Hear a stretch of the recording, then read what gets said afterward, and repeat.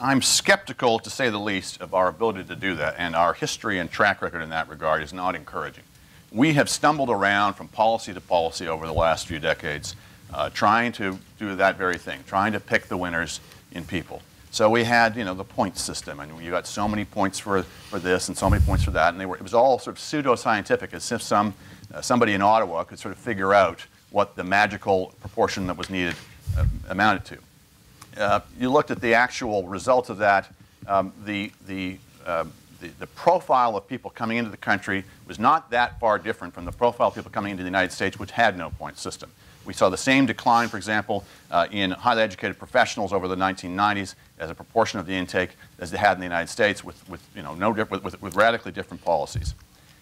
We tried to profile people, the occupational demand, and we tried to make sure that we got people coming in where there was a demand for their skills. Well, two things happened. One is the very soon after people come, there's a difference between what they say they're going to be employed at as they come in versus what they wind up being employed at. So there was one set of occupational profiles on our immigration intake, and about 10 years later you looked at it and it converged to the norm of the population as a whole. People went where the jobs were rather than what they had been assigned, because of course you're going to do that. You're going to be responding to labor market imperatives. The other thing is the ludicrous nature of the exercise to try to estimate the demand for every conceivable job in the country. It's a talent that only an immigration bureaucrat could aspire to. And in fact, what it required us to do is somebody in Ottawa had to come up with a list, and this actually existed, of more than 2,000 potential job categories, including, for example, crossword puzzle makers, remedial gymnasts. And somebody somewhere assigned them a number of points, depending on what they presumed would be the demand for it. It is central planning run amok. I have no more faith in government's ability to pick winners in people than I do their ability to pick winners in companies. In fact, I would have less faith, because there's nothing more unfathomable, nothing more difficult to detect and to judge and to assess than the potential of an individual human being. Who would have bet on Frank Stronach, for example, who came to this country as a 15-year-old with his apprentice papers and nothing more? Who would have bet on the Reichmans? Who would have bet on all kinds of people who came here with very little other than ambition and drive and talent? Oftentimes it's not necessarily easily assessed on a point system, or even by looking at educational attainment. We made a focus in recent years. We said, okay, well, those didn't work. We're not going to have the point system in that kind of way anymore. We're not going to do that kind of occupational demand assessment. We're just going to look at a sort of a general skills base. And that hasn't worked terribly well either. There has been, I don't want to overstate this, but there has been some degree of decline in the outcomes for immigrants. I wouldn't overstate this. They still catch and surpass the native-born population. They just take longer to do so. But it's notable that that has occurred even though we've been trying to do all this kind of picking winners process. I would say, if we want to have some disposition towards people who have language facility, although again, they pick up the language pretty quickly. If we want to have some bias in favor of younger people, maybe that's okay, although we should look at, people say we shouldn't let in 50-year-olds, but 50-year-olds commit fewer crimes, have fewer traffic accidents. It's complicated when you're looking at the cost basis of different age profiles. I would prefer we take as broad a brush, as open a policy as we can, and not presume to micromanage people's lives. All right. James, what do you say? Are we really all that bad at picking winners? We used to pick winners, actually. That's the point. I don't agree with Andrew. Up until 2001, we did select immigrants on the point system. The point system still exists, but it's been changed. But we selected them primarily on the basis of their occupations and their skills. If we needed skilled workers, mechanics, tradesmen, machinists, toolmakers, we put them high on the occupational demand list, and they were able to come here. That was changed in the 2001 Act, and the emphasis became on education. And now roughly 46 points out of the 100 are allotted on the basis of education. And so what's been the result since that change? The immigrants before 1990 who did come here got jobs very quickly, were expected to get a job and get established on their own within a year, not with government assistance, only in an emergency, and they did very well, as Andrew said. It didn't take them 30 years to reach Canadian standards. They were into the job almost immediately, and they worked well, and they weren't a problem. Since we've switched that system, things have not been as good. As I said, since then, 51% of the immigrants are living under the poverty line. In addition to that, a recent study published this year by Professor Herb Grubel of Simon Fraser, he took the 2.5 million immigrants that have come in since 1990 to 2002, 2.5 million immigrants. He figured out what they had received in terms of benefits and other services of government, federal government, and what they had paid in taxes. And he came up with 1 year, 2002, and the balance was $18.3 billion in favor of the immigrants receiving benefits and services.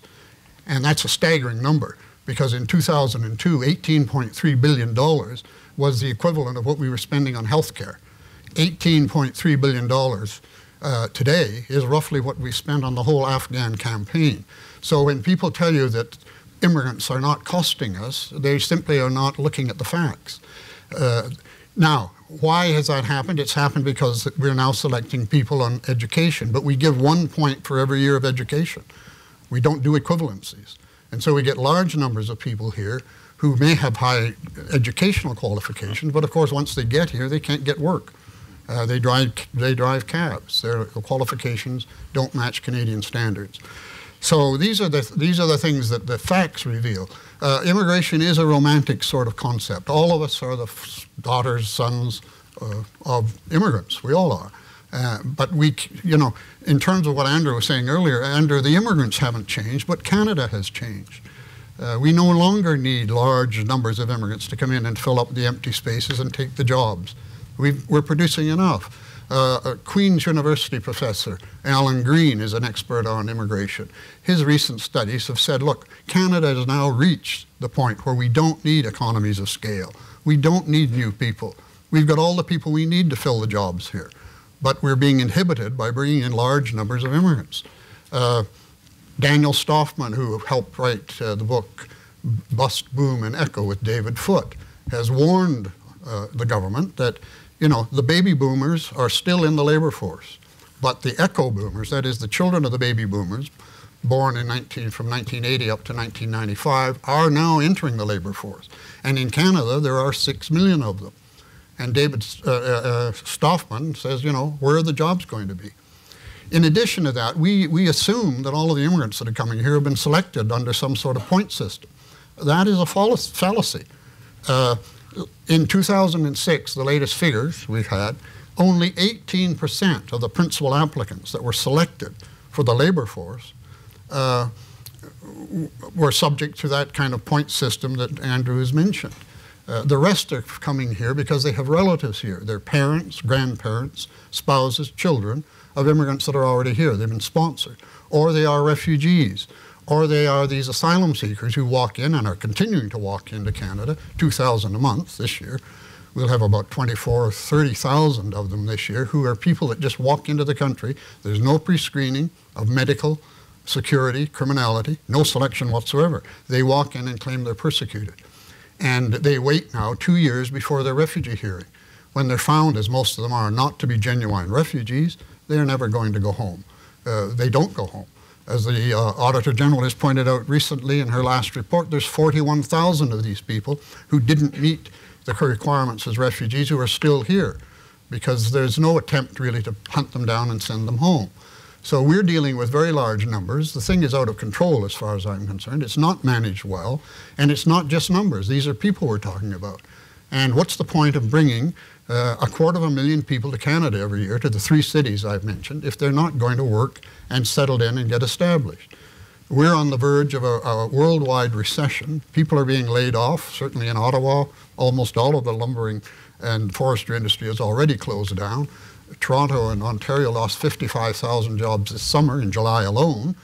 And the government has announced merrily that we're going to bring in 265,000 immigrants this year, quite apart from the million that are in the backlog. This is a program that is out of control. It's not being managed well, and it's time, I think, that it's something that Canadians should be thinking about and talking about.